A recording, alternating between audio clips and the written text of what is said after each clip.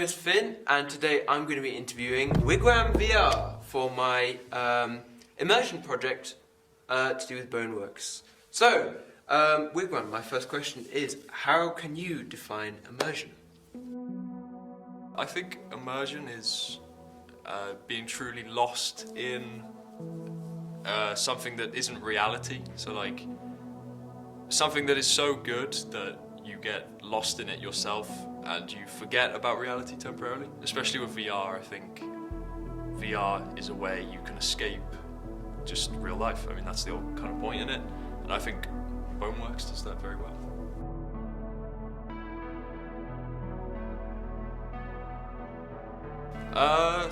I think Boneworks does it better than other games because of the way you have a physical body and everything you're used to in real life is like that in the game. For example, like physics, everything, touch and move. It moves the way it should in real life, mostly. There's some things, but most of it can all move, everything can be interacted with. So it's like reality if you had no restrictions or limitations to like what you could do. And I think that's why it stands out more than other games, really.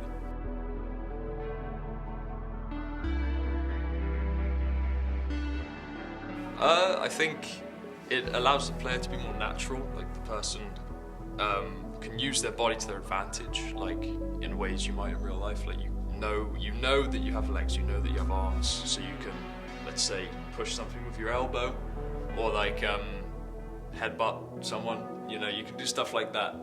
And I think that puts it above just having floating hands in VR, and that alone is already like, you know, you can't see your arms, so it's distant from reality. But in a game like Boneworks, you can see, you know, yourself, and that just adds so much to the immersive experience, I think.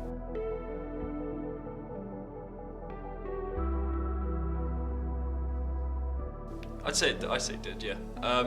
I haven't played fully Half-Life Alyx. I've played through like about half of it, and it is a very great game, I think, because of how amazing it looks and how real it feels. It definitely does distract you from the floating hands now and again, but I feel like if all of that was there with a fully physical body, it would be even like to the next level.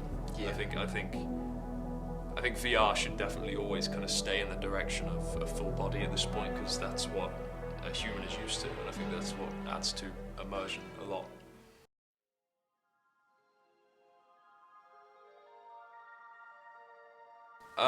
I'd say one of the things which definitely breaks it is, I mean, there's glitches which happen, which are bound to happen, so that's kind of not really its own fault. Loading screens, I'd say, is probably one for me, especially in Boneworks.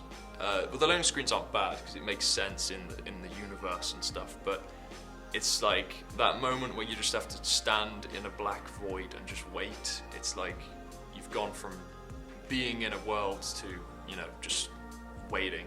So I feel like if somehow that could be like removed or made seamless, Half-Life Alyx does it quite well, where there's like kind of loading screens where you kind of in a smaller foggy room in the location before it loads, so it kind of makes sense that it's like you're just kind of transitioning through an area. So I think that's one of the things which takes you out of VR the most, is just kind of like loading screens, which isn't something most devs can really do anything about, so I guess it makes sense.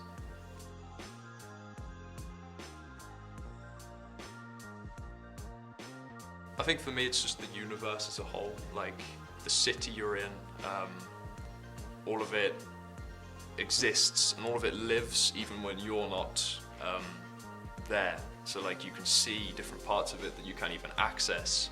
You can see moving creatures sometimes, like the null rats, or you can just see the world continuing, because it's a world built for people, but in the game only you're in there because you get rid of all people or whatever.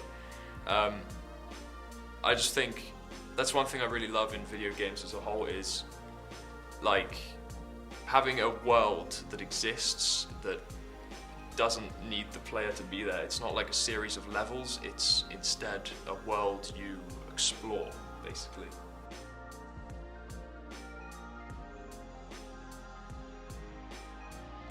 So I've been thinking on this one for this.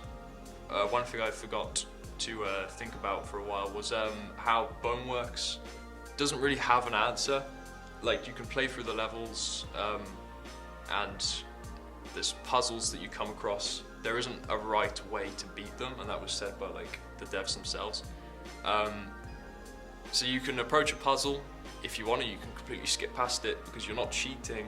That's just how your brain thought to do it. It's like every human approaches something differently, and being able to do that in VR makes it so much more like immersive, because it's like, this is reality, you know. In reality you could be like, oh, I could move this table or I could stand on it. It's like, you know, or not. So having no right answer to anything makes it feel way less like a game and more like just reality, yeah.